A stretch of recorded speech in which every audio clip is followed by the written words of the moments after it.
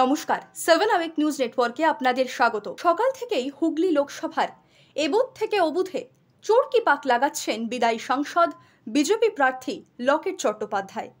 আর চোরকি পাক ঘুরতে ঘুরতে তিনি যখন ধনিয়াখালীর বিধায়ক অসীমা পাত্রের বাড়ির ঠিক সামনে মোহিতপুর প্রাথমিক বিদ্যালয়ে হাজির হন, অভিযোগ তাকে উদ্দেশ্য করে অসীমা পাত্রের কর্মী সমর্থকেরা চোর এবং জয় বাংলা স্লোগান তোলে। শুরু হয় প্রার্থীর সাথে তৃণমূল কর্মীদের কথা কাটাকাটি।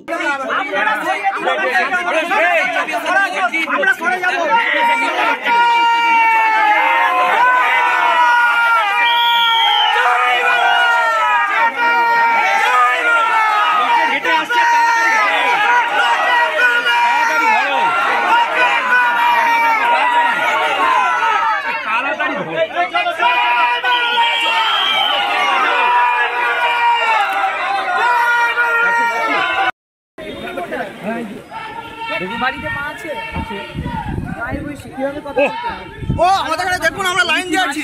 আমি আপনার সাথে বলিনি কথা, আমি আপনার সাথে কথা বলিনি, আমি ওনার সাথে কথা বলি। এইভাবে ভাষায় কথা বলছি। উনি কি আমাদের বলছিল আমরা কি ভাত খেয়ে এসেছি? হ্যাঁ কি বলছিল? হ্যাঁ এই অশান্তি করছে, অশান্তি কে করছে? ওদিকে যান না, আমাদেরকে লাইনে ওদিকে যান, শান্তিপূর্ণ হচ্ছে,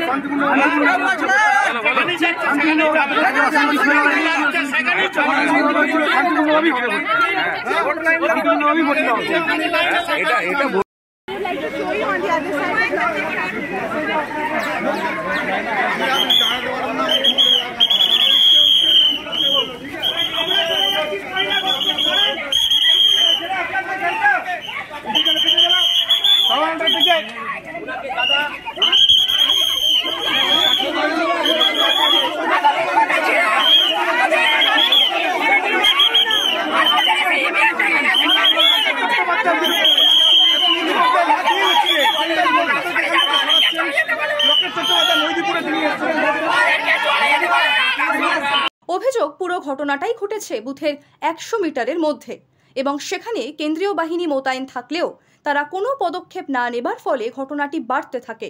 পরে লকেট চট্টোপাধ্যায় ঘটনাস্থল ছেড়ে চলে যান।